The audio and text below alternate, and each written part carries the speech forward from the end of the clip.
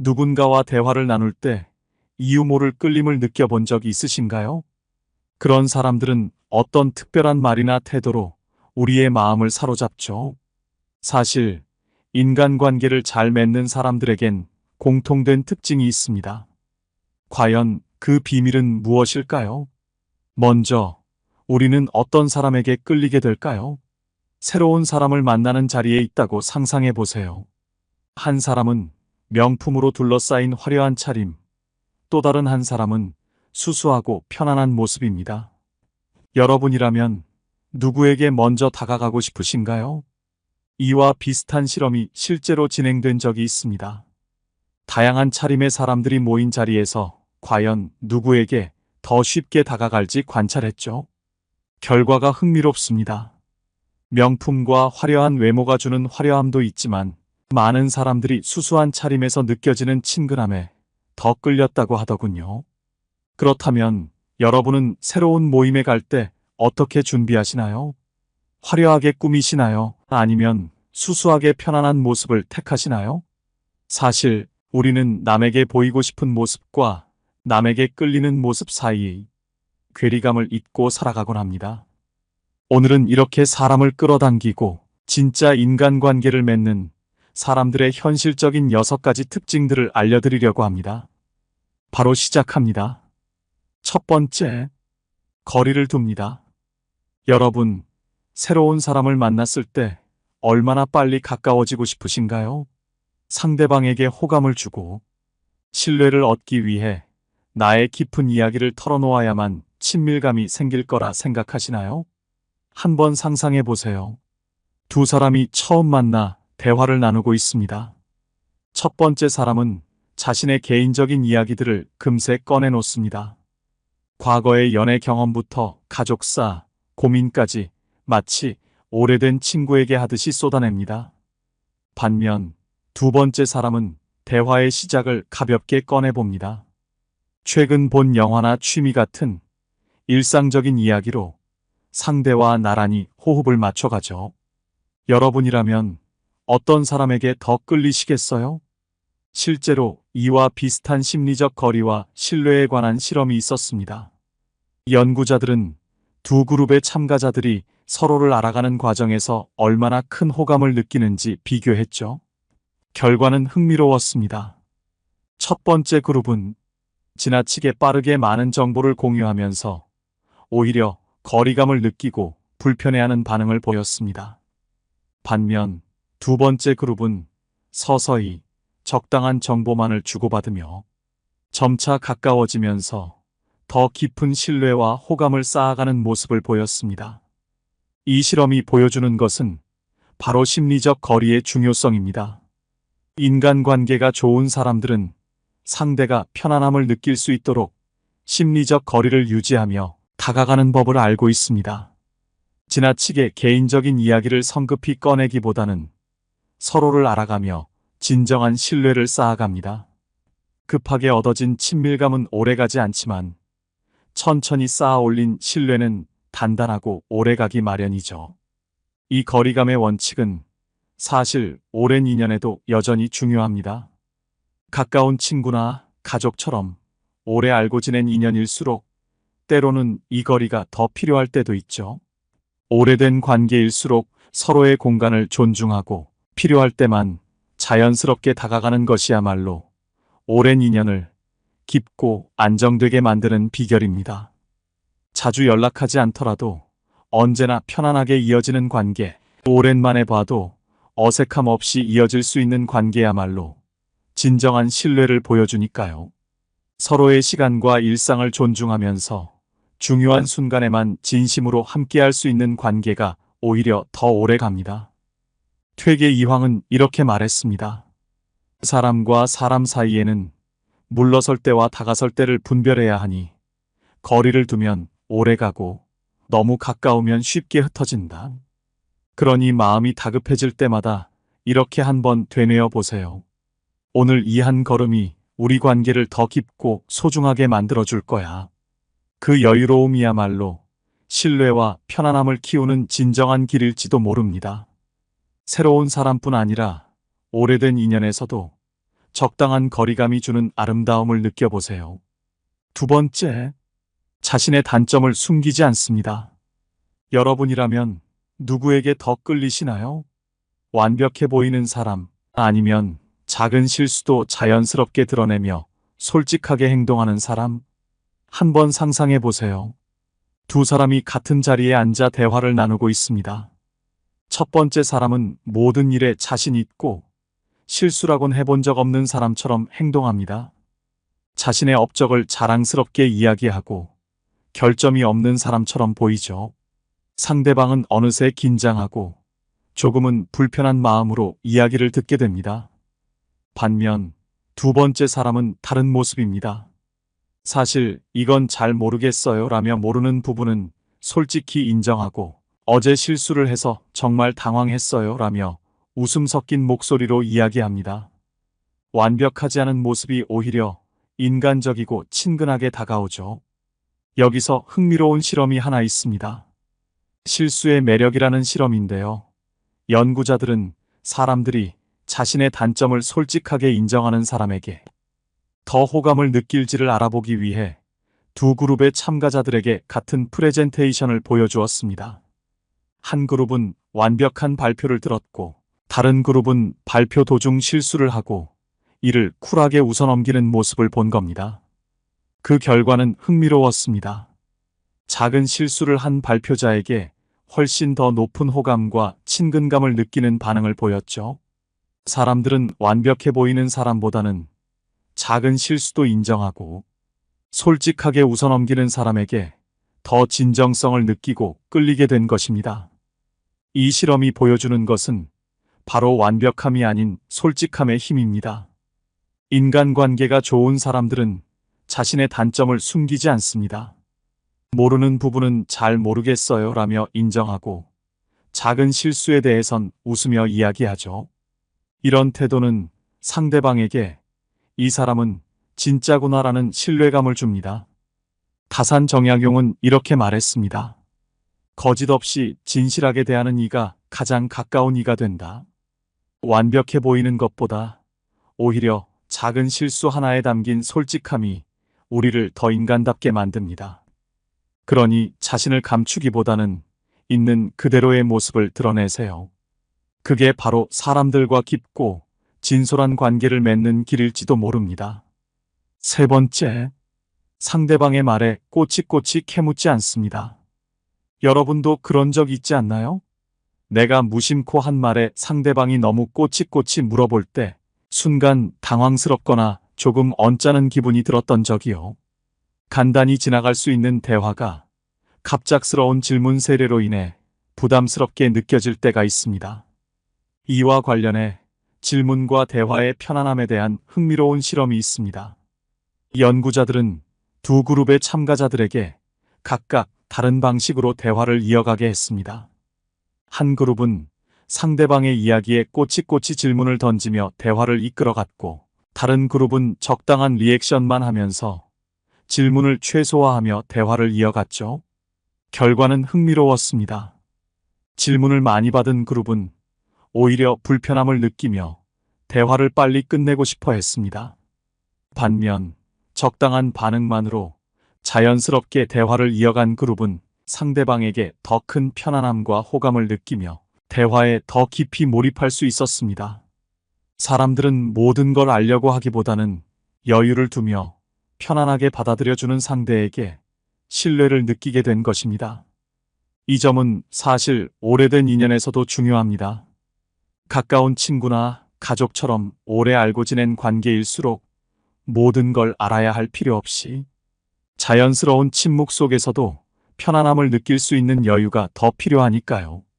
오래된 인연에서도 서로의 이야기를 꼭 캐묻지 않아도 되는 순간들이 있습니다. 오랜 시간 함께 쌓아온 관계라면 말하지 않아도 통하는 그 편안함 속에서 더 깊은 이해와 신뢰가 자라나게 되죠. 다산 정약용은 이렇게 말했습니다. 가까이 하되 침범하지 않고 멀리 하되 끊어지지 않는다. 그러니 다음에 누군가와 대화를 나눌 때는 조금 더 여유를 가져보세요. 질문을 던지는 대신 상대방이 편안하게 느낄 수 있는 순간을 함께하는 겁니다. 새로운 사람과도 오래된 인연과도 꼭 말하지 않아도 이어지는 그 여유로움 속에서 진정한 관계의 깊이가 생겨날 것입니다. 네 번째, 어쩌면 저도 그랬을 것 같아요. 여러분도 누군가에게 이런 말을 들어본 적 있나요? 내가 난처했던 상황이나 실수를 털어놓았을 때 상대방이 어쩌면 저도 그랬을 것 같아요. 라며 공감해주는 순간 말이죠. 이 말은 듣는 사람에게 큰 위로와 이해를 전해주면서도 같은 편이라는 따뜻한 느낌을 주는 표현입니다. 한번 상상해 보세요. 여러분이 조금 부끄럽거나 난처했던 경험을 이야기하고 있는데 두 사람이 전혀 다른 반응을 보입니다. 첫 번째 사람은 그건 왜 그렇게 했어요? 라며 캐묻거나 심지어 나는 그래서 그렇게 안 해. 라며 자신의 방식을 내세웁니다. 이런 말들은 얼핏 보면 가벼운 충고 같지만 듣는 사람 입장에서는 은근한 비난처럼 들리기도 하죠. 마치 내가 옳고 당신은 잘못했다 하는 느낌을 주며 자신이 더 나은 선택을 했다는 우월감을 은연중에 드러냅니다. 결국 상대방은 방어적인 기분이 들게 되고 대화는 자연스럽게 이어지기 어려워집니다. 반면 두 번째 사람은 어쩌면 저도 그랬을 것 같아요. 라며 부드러운 미소와 함께 공감을 표현합니다. 상대방의 입장에서 진심 어린 이해를 전하는 이 한마디는 마치 내가 그 상황이라도 같은 선택을 했을지 몰라 라는 동료애를 느끼게 합니다. 이런 반응은 부담 없이 나와 같은 편에 서 있는 사람이라는 안도감을 주죠. 인간관계가 좋은 사람들은 비판이나 평가 대신 공감과 이해에 초점을 맞춥니다. 특히 상대방이 어려운 상황을 털어놓을 때 이 한마디는 서로 간의 신뢰를 쌓아주고 진심 어린 위로를 전해줍니다. 이 말은 단순한 공감을 넘어 상대방이 나를 진정으로 이해하고 있구나라는 믿음을 주는 깊이 있는 표현입니다. 율곡 이인은 이렇게 말했습니다. 사람은 서로의 마음을 이해할 때 비로소 진정한 관계가 형성된다. 다음에 누군가가 난처한 이야기를 꺼내면 이렇게 생각해 보세요. 지금 이 사람이 필요로 하는 것은 나의 공감이구나. 공감의 한마디가 상대방에게 진정한 위로와 신뢰를 주고 두 사람의 관계를 한층 더 깊게 만들어줄 겁니다. 다섯 번째, 상대방의 장점을 인정합니다. 여러분, 누군가에게서 사소한 칭찬을 받았을 때 그 순간이 오랫동안 기억에 남지 않던가요? 때로는 진심이 담긴 칭찬 한마디가 하루를 기분 좋게 바꾸기도 합니다. 한번 상상해 보세요. 두 사람이 서로에게 다른 반응을 보이며 대화를 나누고 있습니다. 첫 번째 사람은 상대의 이야기를 들으며 별다른 반응을 보이지 않다가 오히려 그런 방식보다는 이게 낫지 않을까요? 라든가 아직 그 정도밖에 못했어요? 라고 말하며 부족한 점을 지적합니다. 상대방은 점점 기운이 빠지고 대화가 불편해지며 더 조심스러워지기 시작하죠. 반면 두 번째 사람은 상대방의 이야기를 들으며 작은 장점 하나라도 놓치지 않고 칭찬을 건넵니다. 그런 생각을 하시다니 정말 멋지네요. 또는 그 부분에서 세심하게 생각하시는 모습이 인상적이에요. 와 같이 사소한 부분에도 진심 어린 칭찬을 아끼지 않습니다. 상대방은 점점 더 편안함을 느끼며 자신에 대한 긍정적인 감정을 품게 되죠. 실제로 칭찬과 자존감에 관한 아주 흥미로운 실험이 있었습니다. 연구자들은 사람들을 두 그룹으로 나눠 대화를 나누게 했는데 그 실험 조건이 아주 독특했어요. 한 그룹은 상대방의 장점을 찾아내어 칭찬만 하도록 했고 다른 그룹은 장점보다는 개선할 부분을 지적하는 대화를 하도록 한 겁니다. 칭찬과 지적이라는 두 가지 완전히 다른 접근 방식으로 상대방에게 다가가게 한 것이죠. 결과는 어땠을까요?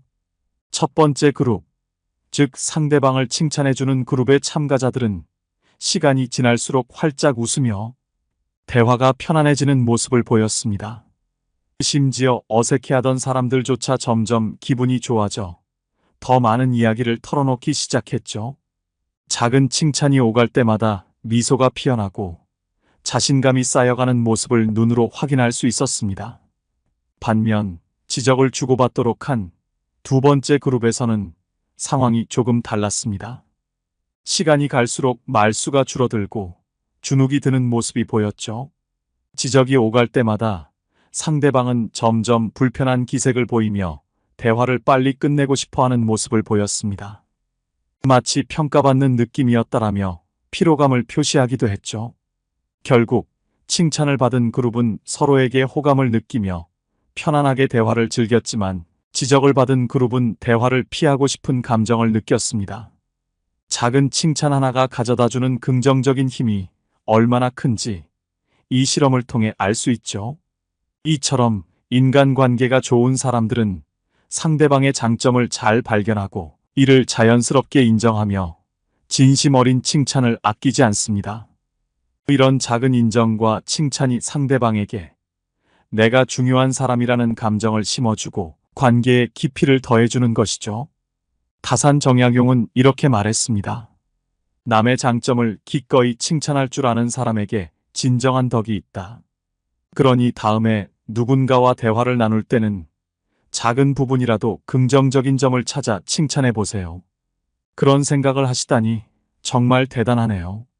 와 같은 한마디가 상대방의 하루를 밝히고 더 깊은 관계로 나아가는 길이 되어줄 것입니다. 6번째, 리액션이 풍부하고 잘 웃는다. 여러분은 대화할 때 어떤 사람에게 더 끌리시나요?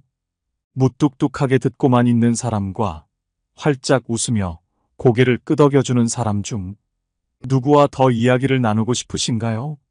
한번 상상해 보세요. 두 사람이 여러분의 이야기를 듣고 있는 상황입니다. 첫 번째 사람은 별다른 반응 없이 묵묵히 이야기를 듣습니다. 고개는 끄덕이지만 표정 변화도 거의 없이 듣기만 하죠. 상대방에 집중하는 모습이 나쁘지는 않지만 어딘가 딱딱하고 조금은 거리감이 느껴집니다. 반면 두 번째 사람은 눈을 맞추며 미소를 짓고 가끔씩 와, 정말요라고 감탄하는 리액션을 보여줍니다. 말이 끝날 때마다 고개를 끄덕이며 그래요? 그랬군요. 라고 진심 어린 반응을 보이죠. 편안한 웃음과 리액션 덕분에 대화하는 내내 밝은 에너지가 전해지는 듯합니다. 실제로 이와 비슷한 리액션과 호감도에 관한 실험이 있습니다. 연구자들은 두 그룹의 참가자들이 서로 다른 리액션을 보이는 사람들과 대화했을 때 얼마나 큰 호감을 느끼는지를 비교했습니다. 한 그룹은 무표정하고 리액션이 적은 사람과 대화했고 다른 그룹은 풍부한 리액션과 활짝 웃는 모습을 보이는 사람과 대화했죠. 결과는 예상하시는 바와 같이 명확했습니다. 리액션이 풍부하고 잘 웃는 사람에게 훨씬 높은 호감과 친근감을 느꼈다는 것입니다.